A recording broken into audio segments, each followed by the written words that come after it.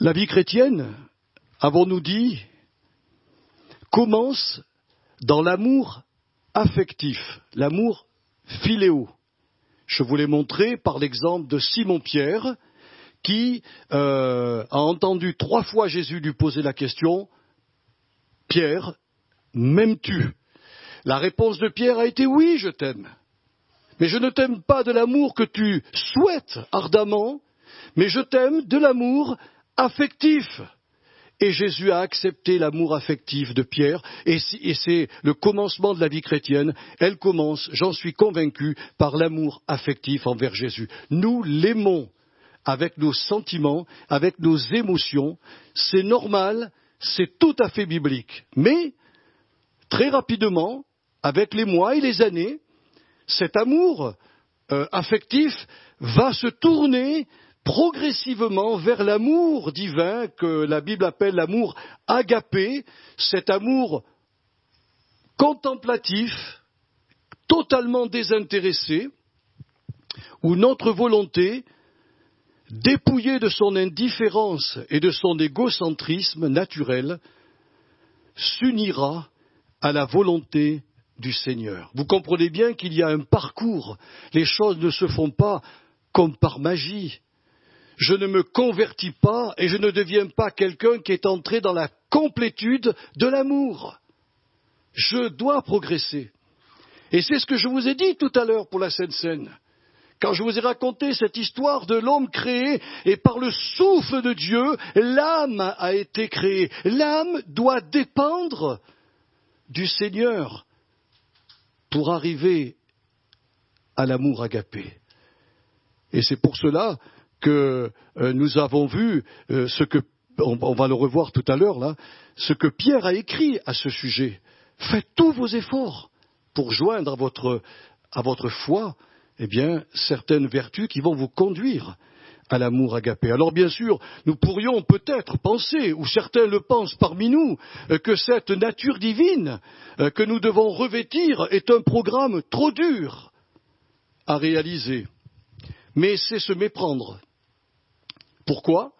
Parce que la Bible nous dit que quand on s'est converti, le Saint-Esprit est venu en nous et que c'est lui qui crée en nous le vouloir et le faire, selon son bon plaisir. En réalité, tout ce que je vous prêche là, mes frères et sœurs, c'est le Saint-Esprit qui va vous le mettre à cœur et qui va vous donner la force de l'accomplir. En réalité, quand on arrivera à la complétude de l'amour, on dira « Seigneur, mais merci, ton esprit m'a conduit là. Et j'ai été une âme docile, enseignable à la voix de ton esprit. » Alors ce que je voudrais vous dire, c'est que dans toutes les vertus que nous étudions actuellement, et nous allons terminer justement aujourd'hui sur les autres vertus dont nous parle l'apôtre Pierre, eh bien, je voudrais que vous sachiez qu'à l'intérieur de chaque vertu ajoutée à votre foi, eh bien, chaque vertu porte en elle une partie de l'ADN de l'amour. Croire, c'est déjà aimer. Croire Dieu sur parole, c'est déjà l'aimer. Mais quand je rajoute dans mon âme l'excellence morale, pour vous donner juste un terme plus clair, si vous travaillez chez un patron en tant que chrétien qui a mis l'excellence morale dans sa tête, devenez le meilleur ouvrier. Une femme qui fait le ménage, qui fait l'entretien ou qui s'occupe des personnes âgées, qu'elle devienne la meilleure. C'est ça l'excellence. Quelqu'un qui travaille pour un patron humain et qui est chrétien fera le meilleur par rapport aux inconvertis. C'est ça l'excellence. Et l'excellence morale, c'est aussi le fait de dire « Seigneur, je veux atteindre moi aussi l'objectif que tu m'as fixé ». Donc, à l'excellence morale, on l'a vu, il y a la connaissance de la vérité et qui va nous éclairer sur les choses qu'on ignore. Il y a des choses en moi que j'ignore, et bien je peux vous dire que hier soir encore, quand j'ai lu un livre, le Saint-Esprit a mis le doigt sur une réalité. Je vais vous dire ce que c'est. Il y a une dame qui a posé à un serviteur de Dieu une question importante. Pourquoi Dieu a créé le diable ? Ça vous est pas venu à l'esprit ? Pourquoi Dieu a créé le diable ? Eh bien moi, j'aurais pas eu la réponse. Mais ce frère a été inspiré par Dieu. Et vous savez ce qu'il a répondu à cette dame? Il lui a dit, Dieu n'a jamais créé le diable. Il a créé Lucifer, l'archange d'une beauté extraordinaire, un lastre de lumière qui devait éclairer, qui devait servir et qui devait même protéger l'humanité. Il est devenu lui-même Satan. Mais ce n'est pas Dieu qui l'a créé. Vous voyez la différence, mes frères et sœurs?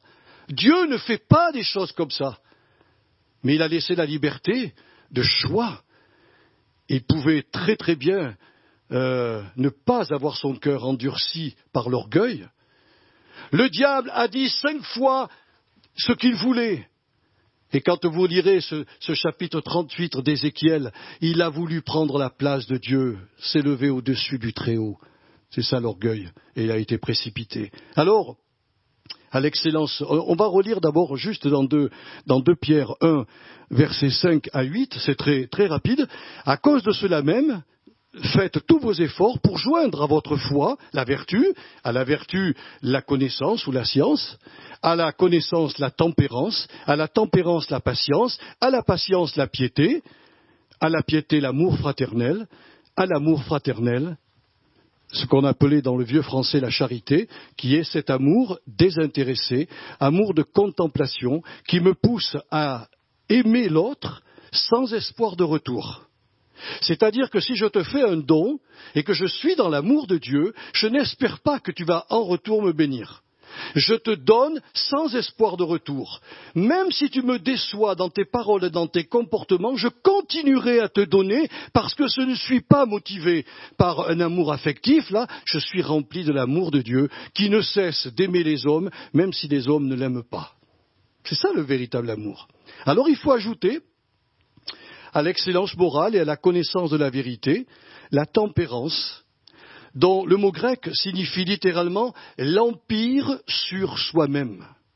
Voyez-vous, cette vertu-là, elle est beaucoup plus importante que ce que nous appelons dans le monde la modération.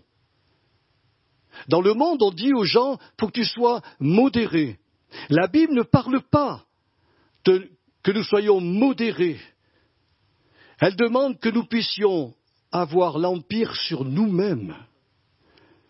C'est un réel pouvoir de contrôle, à la fois sur notre esprit, au travers de nos yeux et de nos oreilles. Qu'est-ce que vous lisez? Qu'est-ce que vous entendez? Ces 2 choses détermineront si votre esprit va se polluer ou pas. Quand on devient chrétien, on a cette vertu de ce contrôle de nous-mêmes, d'abord dans notre esprit. Si vous voyez défiler sur ou si on vous invite à regarder un film pornographique sur les tablettes ou sur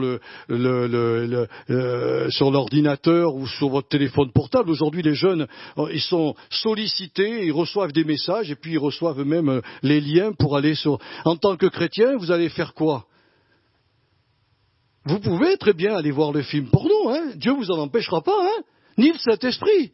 Mais si vous avez l'empire sur vous-même, si vous avez le contrôle, la tempérance que Dieu a mise à votre disposition, si vous la rentrez en vous-même, alors vous pourrez contrôler et dire non, ça va me salir, ça va me donner de mauvaises images, je ne veux pas, je veux que tout ce qui est pur, tout ce qui est saint, tout ce qui est digne d'approbation soit l'objet de mes pensées. Donc je contrôle cela. C'est aussi un réel pouvoir pour contrôler notre âme par la maîtrise d'abord de notre langue. Un des problèmes que rencontre l'Église, et les chrétiens en particulier, c'est qu'ils ne savent pas dominer leur langue. La langue, c'est un membre qui peut faire du bien ou détruire. Le diable l'a utilisé. Vous savez que dans un des passages d'Ézéchiel, il est dit que par ton trafic, tu as corrompu le tiers des anges. Ce trafic-là, c'est-à-dire, d'après le sens du mot hébreu, c'est qu'il est parti se promener, il est parti voir tous les myriades d'anges qui étaient sous son autorité, et il a fait son commerce, il a déversé sa saliture sur Dieu, il les a corrompus avec la langue. Et tous, unanimement, étant sous l'autorité de Satan, l'ont suivi. La Bible nous dit qu'un tiers du ciel a suivi Satan dans sa démarche. Il n'a pas contrôlé sa langue. Nous, chrétiens, ce pouvoir nous donne réellement la maîtrise de notre langue. Servons-nous-en pour bénir et non pour dire du mal. Servons-nous-en non pour aller répandre par téléphone, par courrier ou par oui-dire ce que j'ai entendu, c'est pas bon, ça fait du mal. Ça fait vraiment du mal. On a aussi le réel pouvoir sur nos passions, sur nos désirs, c'est-à-dire sur toutes nos convoitises charnelles qui nous font la guerre continuellement. Voilà, la Bible nous dit qu'il y a une guerre qui se déclenche en nous, et ce sont nos passions et nos désirs, nos convoitises. Je convoite, et ça fait la guerre à notre âme. Eh bien, on a reçu par la tempérance l'empire sur soi-même. Et je voudrais aussi rajouter que c'est aussi un réel pouvoir de contrôle pour maintenir notre corps en bonne santé et en pleine forme. Voilà. Je pense qu'en tant que chrétiens, nous avons ce pouvoir-là de faire que notre corps demeure en bonne santé. Alors ça n'empêche pas qu'il y a des gens qui ont des maladies, je dirais, génétiques, qui sont nés avec certains problèmes, mais quand on est, disons, à peu près sain, ça serait quand même triste de nous détruire. Par les excès du manger et du boire, on peut s'appesantir. C'est-à-dire, on n'a plus envie, on n'est plus motivé pour aller à l'église, pour prier avec ses frères et sœurs, pour rendre témoignage. On a cette vertu de la tempérance, nous donne la possibilité d'avoir un pouvoir de contrôle sur notre corps aussi, esprit, âme et corps.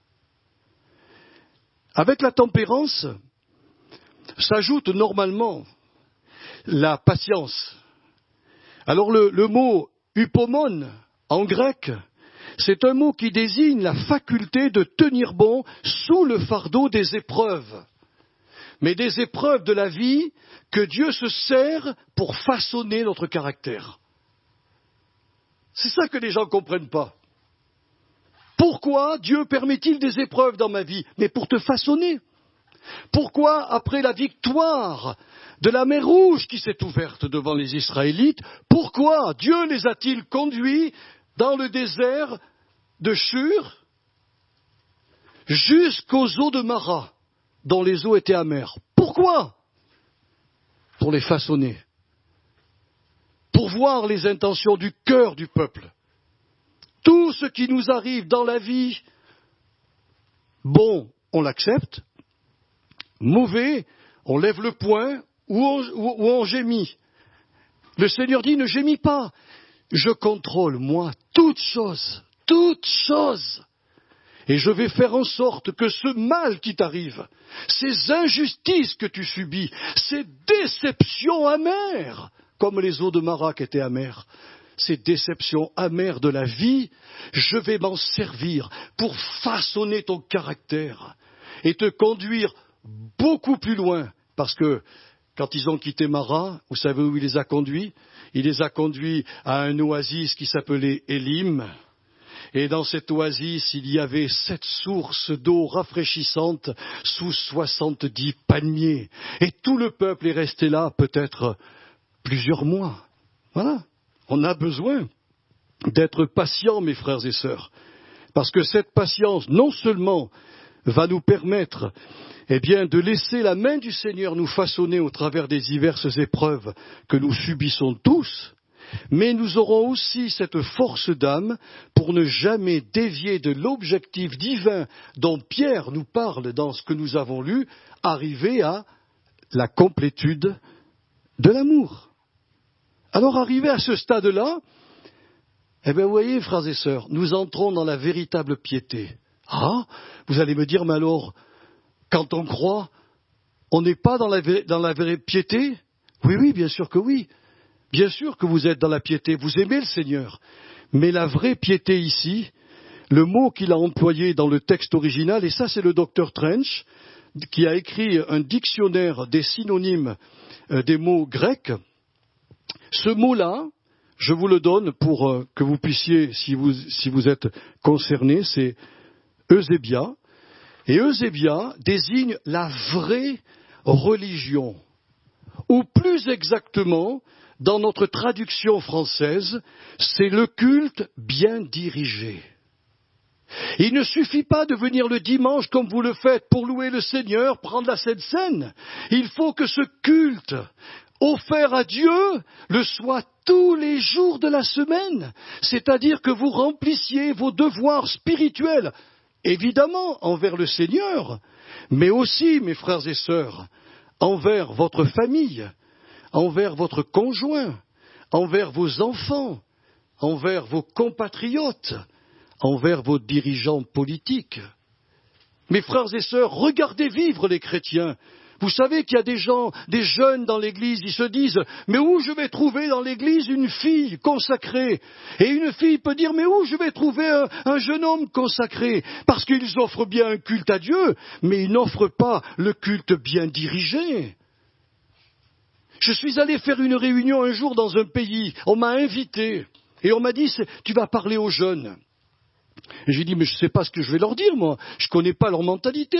Mais écoute, Joël, il faut que tu leur parles, parce que ces jeunes-là sont d'accord avec l'homosexualité, sont d'accord avec l'amour libre, c'est-à-dire se mettre ensemble hors mariage. Ils sont d'accord.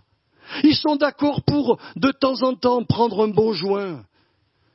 Il faut que tu leur parles, Joël. Mais je me suis dit, mais je ne suis pas qualifié, moi, pour aller leur dire ça. Vous comprenez? Cette vertu-là, elle n'est pas au début. Elle est après que nous ayons passé certaines étapes, après que nous soyons devenus maîtres de nous-mêmes. Alors nous pouvons accomplir tous nos devoirs envers Dieu, comme envers nos compatriotes, nos dirigeants politiques et aussi notre famille. Vous vous souvenez ce qu'a écrit Jacques, le demi-frère de Jésus ? Je vous donne la référence, Jacques 1, verset 27. « La religion pure et sans tache devant Dieu, notre Père, consiste, voilà, il va nous dire, c'est quoi la véritable religion? Consiste à visiter les veuves et les orphelins dans leurs afflictions et à se préserver des souillures du monde. » La langue en fait partie. Hein. La vraie religion, vous le faites? Vous êtes dans le culte approprié? Vous êtes dans cette vertu magnifique qui, lorsqu'on sait qu'un frère, une sœur est malade, on lui téléphone, on l'appelle ou on le visite? Est-ce que vous y êtes? C'est pas moi qui peux vous dire cela, c'est vous qui répondez. Lorsque vous avez connaissance qu'un frère ou une sœur qui habite loin a besoin de vous, est-ce que financièrement vous avez peut-être l'idée de l'aider? Est-ce que vous le faites? C'est le culte bien dirigé. Je n'ai pas besoin qu'un pasteur me dise « il faut que tu envoies un don en Afrique ou ailleurs ». Je peux, moi, devant le Seigneur, parce que je vis le culte que Dieu veut que je vive, ressentir par l'Esprit Saint ce que je peux faire pour mon prochain, ou pour mon frère, ou ma sœur, qui vit dans ma communauté. Les veuves, ici, on peut ajouter les veufs. C'est pas interdit. La vraie religion, pure et sans tache, devant Dieu notre Père. Voilà ce que fait cette véritable piété dont a parlé l'apôtre Pierre. Il savait très très bien que les chrétiens viendraient tous les dimanches louer le Seigneur, ils viendraient dans les réunions de prière, et il était d'accord avec cette piété-là. Mais ce n'est pas la piété bien dirigée, c'est la piété simplement d'obéissance depuis que je suis converti. Mais il y en a une autre piété qui plaît à Dieu, c'est que la foi devient opérante par l'amour. Voilà ce que dit la Bible. La foi est agissante par l'amour. Et comme je vous l'ai dit, chaque vertu que vous ajoutez à votre foi contient l'ADN de l'amour. Donc quand vous êtes dans le culte bien dirigé, vous vivez déjà une partie de l'amour de Dieu. Parce que si vous téléphonez à quelqu'un ou si vous le visitez, vous amenez avec vous l'amour de Dieu. Oui. Alors voyez-vous, mes frères et mes sœurs, lorsque notre relation sur le plan vertical avec Dieu, avec le Dieu trinitaire, est au beau fixe, eh bien nous pouvons vivre sur le plan horizontal une authentique amitié fraternelle. Là, il emploie le mot amitié fraternelle qui a donné en grec Philadelphia. On sait qu'aux États-Unis, ils ont appelé une ville Philadelphie. Hein, ça vient du grec. c'est l'amour fraternel. Alors, permettez-moi de vous dire que le mot qui a été employé ici par l'apôtre Pierre implique une profonde affection pour les autres membres de la famille de la foi. Vous m'entendez? C'est une affection profonde pour les autres membres de la famille de la foi, déjà dans notre Église. Il faut d'abord déjà recommencer ici dans notre Église avant d'aimer les autres frères et sœurs des autres communautés. Alors pour vivre dans cette dimension spirituelle, il nous faut bannir de nos cœurs l'idée si souvent répandue qu'un chrétien puisse vivre sa foi comme un ermite, c'est-à-dire seul, chez lui, et en dehors d'une église locale. C'est une idée répandue dans le cœur d'une multitude de chrétiens. Ce sont des Robinson Crusoe. Ils sont sur leur île déserte, seuls. C'est terrible, hein? Mais c'est ce que nous dit la Bible. Il faut que ces choses-là soient ôtées de nous. Rappelez-vous, mes frères et sœurs, comment l'auteur de la lettre aux Hébreux, au chapitre 10 et verset 25, va parler à ses frères et sœurs. N'abandonnons pas notre assemblée, comme c'est la coutume de quelques-uns. Ce qui est écrit ici dans le mot assemblée, c'est le mot épisynagogé, qui désigne en grec l'assemblée des chrétiens réunis dans un même lieu. Comme il nous faut appartenir à une église locale, je choisis mon église locale, et puis je reste attaché à cette église. Mais certains, à l'époque, quittaient leur église locale et étaient comme un papillon. Vous savez, les papillons, ils vont sur une fleur, là, puis ils vont sur une autre. Aujourd'hui, nous voyons des chrétiens aller sur Internet et ils choisissent, attention, ils choisissent leur message. Comme on va au restaurant et que l'on choisit les plats qu'on nous propose. Mes frères et sœurs, la Bible, on n'a pas à la choisir. La Bible, il faut la lire entièrement, il faut écouter la Bible entièrement, du début jusqu'à la fin. Il y a des choses qui ne me plaisent pas, moi, dans la Bible. Mais je les écoute et je parle au Seigneur pour qu'il me remette en question. Si vous avez dans l'idée de dire que ce n'est pas important une église locale, alors revenez à la parole de Dieu. La Philadelphia, c'est une vertu que Dieu veut que nous ayons en nous. Parce que ces Hébreux couraient le risque de perdre de vue le retour de Jésus-Christ. Or, dans nos rassemblements chrétiens, église locale, peut-être église de maison, je ne sais pas s'il y en a ici dans notre région, peu importe. Le fait, c'est qu'il faut qu'on se retrouve ensemble pour s'exciter à l'amour et aux bonnes œuvres et ne pas perdre de vue que Jésus revient bientôt. Or, celui qui vit en ermite, ou celui qui va sur Internet et qui ne regarde que des émissions, bien sûr, qui correspondent à son état d'âme, ne sera jamais mis au courant que Jésus peut revenir à l'improviste. Lui recherchera que ce qu'il a envie. C'est pour cela qu'il est écrit dans la Bible, celui qui se tient à l'écart de ses frères et sœurs cherche ce qui lui plaît. Vous vous rendez compte, mes frères et sœurs, c'est quand même important ce qu'a écrit l'apôtre Pierre. Quand il a écrit cela, c'est l'Esprit Saint qui lui a montré le programme divin pour aller à la complétude de l'amour. Il nous faut aussi être ensemble. Parce que quand on est ensemble, quelqu'un disait, c'est un peu comme les pierres qui sont dans un torrent. Je ne sais pas si vous avez remarqué, mais en montagne, quand vous allez ramasser des pierres en montagne, elles sont arrondies. Elles sont polies. Pourquoi? Parce que le torrent, à force de les frapper les unes contre les autres, elles sont devenues rondes. Ben, c'est ce que fait le Saint-Esprit quand on est ensemble. On peut être de mauvaise humeur un jour, on peut envoyer une réflexion désagréable, puis on se demande pardon, puis on se serre dans les bras. Aujourd'hui, c'est un peu plus difficile avec le Covid. On est obligé de se taper du poing. Bon, mais le cœur est là, on se réconcilie, on reste ensemble. On ne s'en va pas, comme faisaient certains à l'époque des apôtres. Permettez-moi de vous ajouter quelque chose. J'ai fait une lecture il y a quelques années dans un ouvrage qui s'appelle « Les mots en question », qui a été écrit par James Packer. Et cet homme de Dieu nous donne 4 obstacles à la communion fraternelle. Le premier obstacle, c'est l'autosuffisance.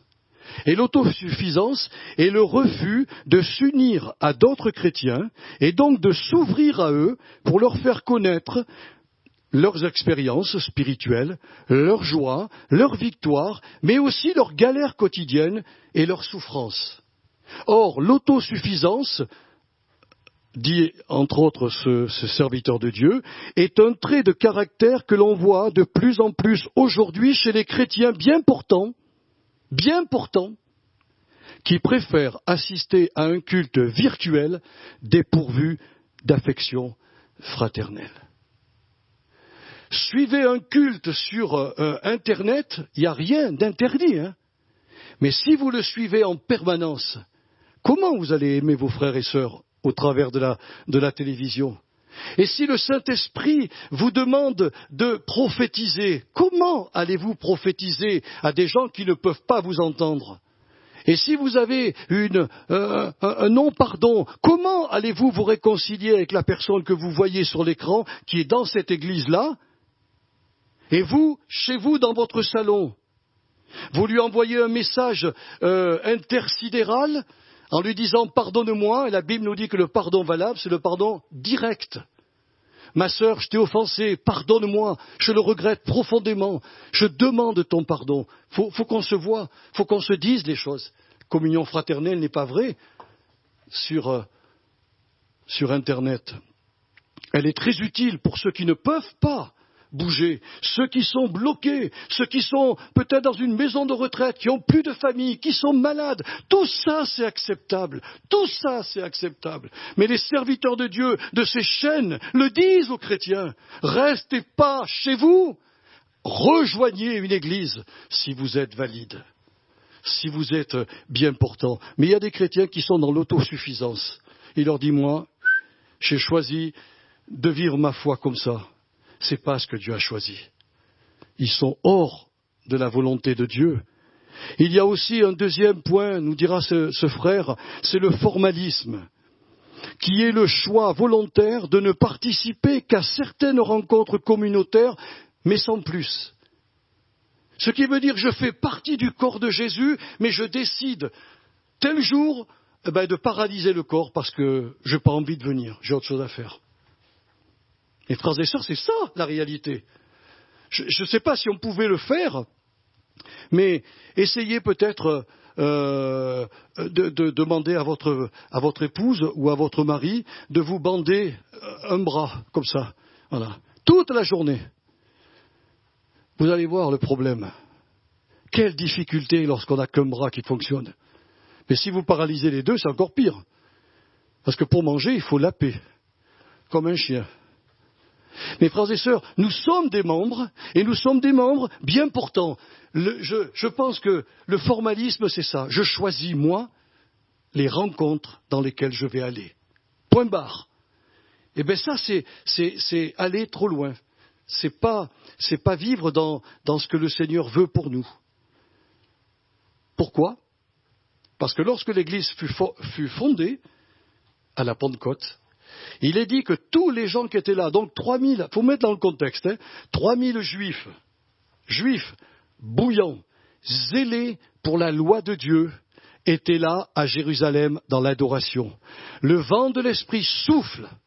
Ces 3000 se convertissent. Il y en avait peut-être 100 000 à Jérusalem.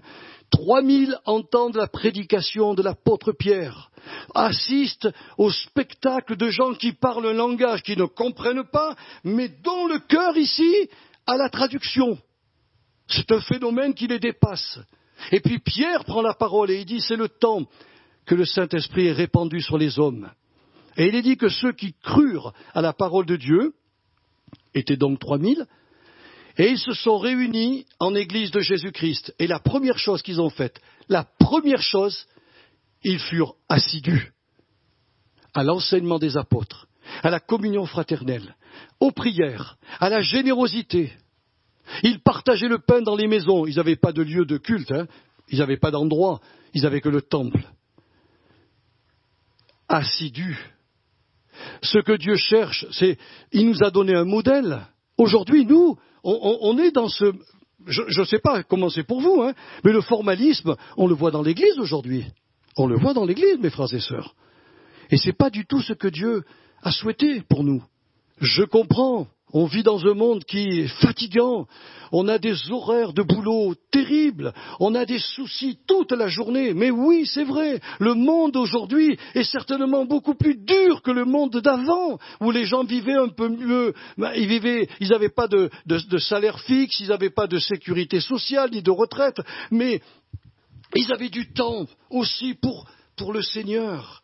Aujourd'hui, nos activités nous mangent tellement de temps qu'on n'a même plus de temps pour dire à notre chère épouse combien nous l'aimons, combien nous apprécions ses repas, combien nous sommes reconnaissants pour tout ce qu'elle fait pour nous, et vice-versa. On n'a plus de temps de se dire « je t'aime ». C'est vrai, mes frères et sœurs, ou pas? Mais il faut qu'on apprenne ou qu'on redécouvre ces choses-là. Le troisième point, ou obstacle, a dit Jim Packer, c'est l'amertume. L'amertume, c'est en fait une attitude d'hostilité entretenue envers quelqu'un qui a dit ou qui a fait quelque chose qui nous a déplu. L'amertume, dit encore ce serviteur de Dieu, naît très souvent de l'orgueil blessé, du sentiment d'injustice, des mauvais traitements, de la trahison ou encore de la jalousie envers une personne de rang social plus élevé ou plus douée et qui réussit mieux que nous. Vous vous rendez compte? L'amertume vient de l'orgueil blessé. Notre cher Lewis, qui a fait les chroniques de Narnia, disait que lorsque deux moineaux sont sur le même épi, ils ne restent pas longtemps copains. L'orgueil est concurrentiel. Il a fait bâtir une maison plus grande que la mienne, je vais faire bâtir un château. C'est ça l'orgueil. Il a réussi mieux que moi, je vais faire tout pour réussir mieux que lui. C'est l'orgueil. Il y a des gens qui piquent la femme des autres, non pas parce qu'ils en ont envie, mais parce qu'ils jouissent d'avoir réussi à la piquer. C'est de l'orgueil. Et quand on dit la vérité à certaines personnes, ou qu'on leur dit « mais fais attention », tout ça, elles se braquent. Elles se braquent.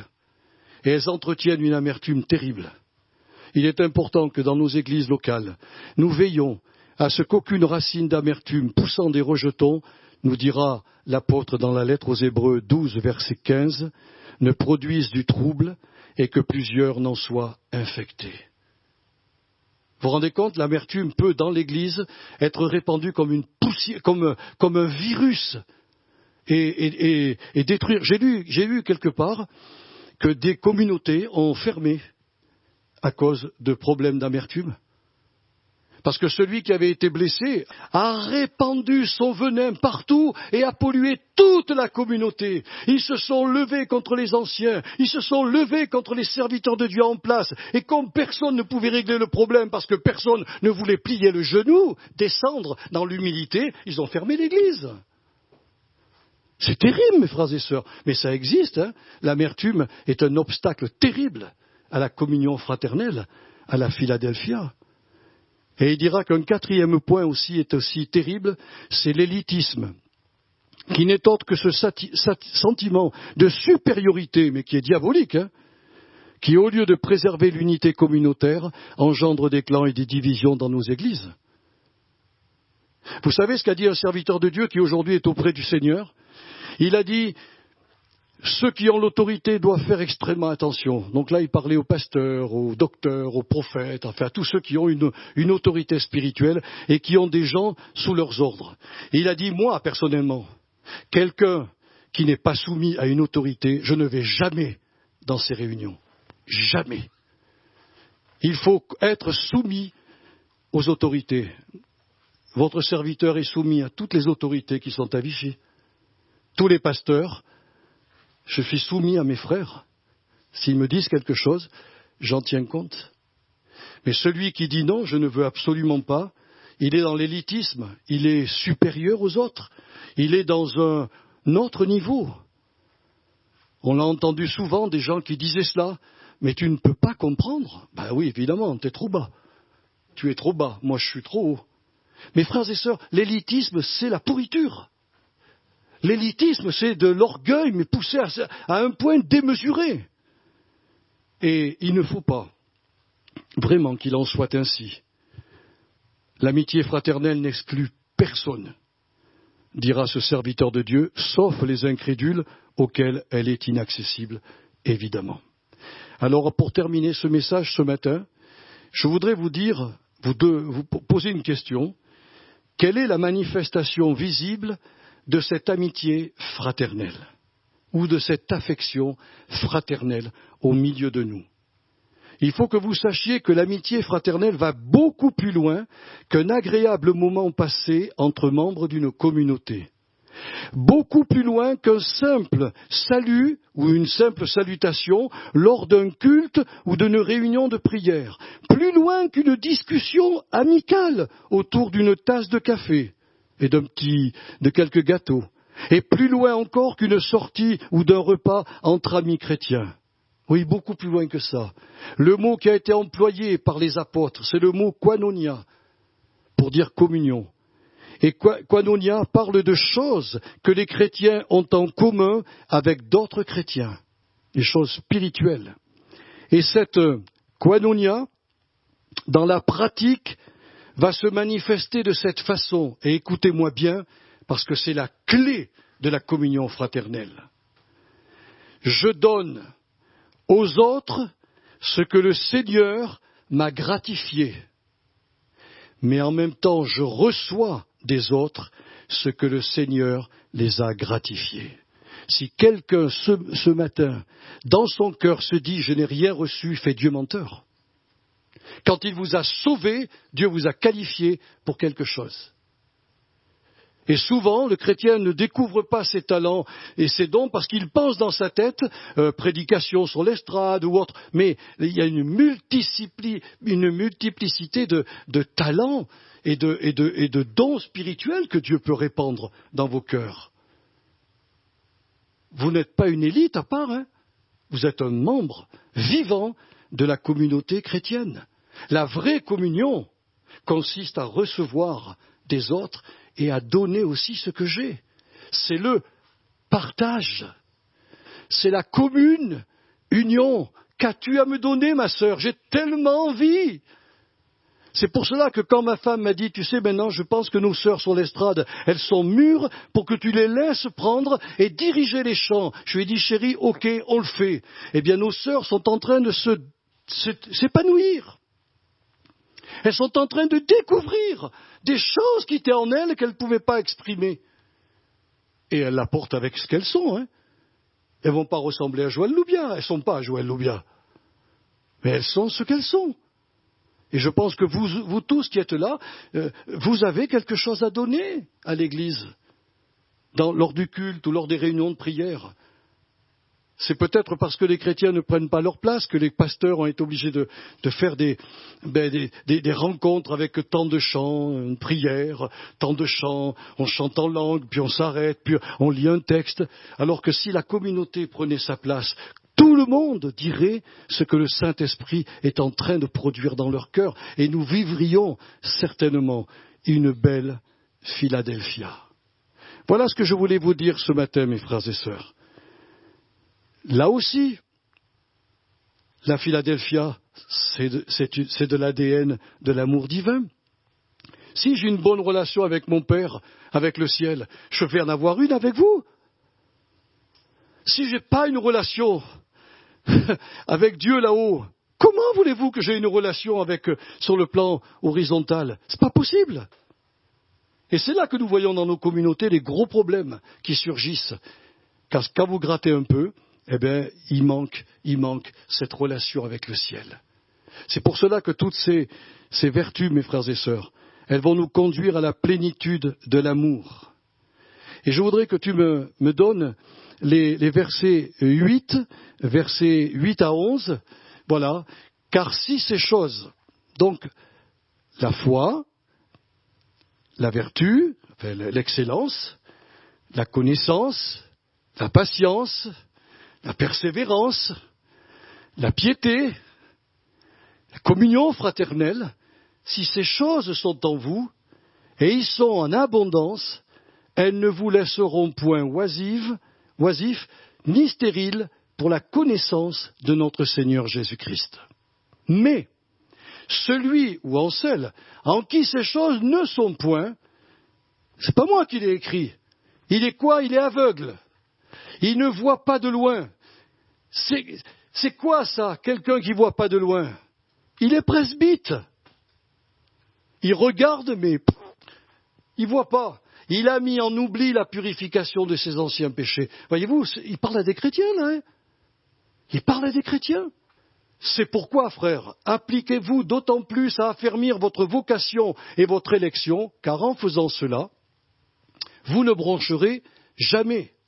C'est ainsi, en effet, que l'entrée dans le royaume éternel de notre Seigneur et Sauveur Jésus-Christ vous sera pleinement accordée. Je ne sais pas si vous vous rendez compte, on ne bronchera jamais si on met toutes ces vertus, qu'on les ajoute à notre foi, et qu'on arrive, évidemment, à la complétude de l'amour.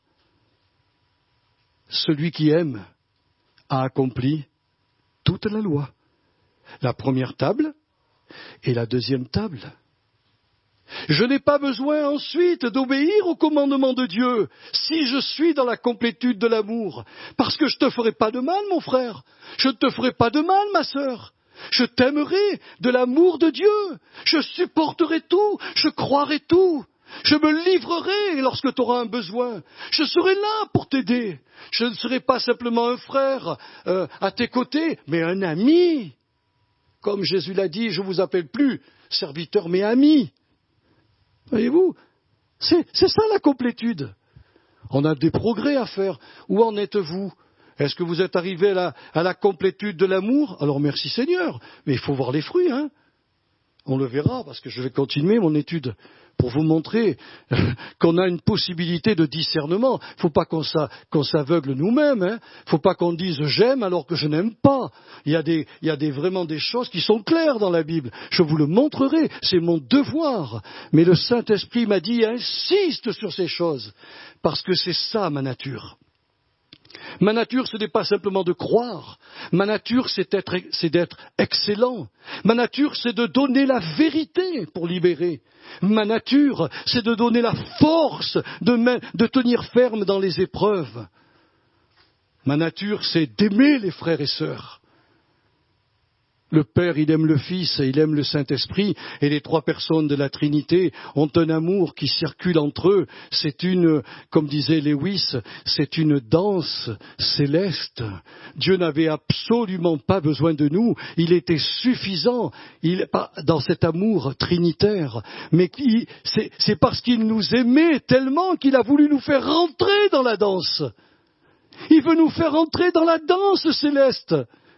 Avec le Père, avec le Fils, avec le Saint-Esprit, l'épouse dansera dans l'amour de Dieu au ciel. Mais on peut déjà sur la terre commencer à danser dans cet amour. Alors voilà, mes frères et sœurs, je vous bénis vraiment.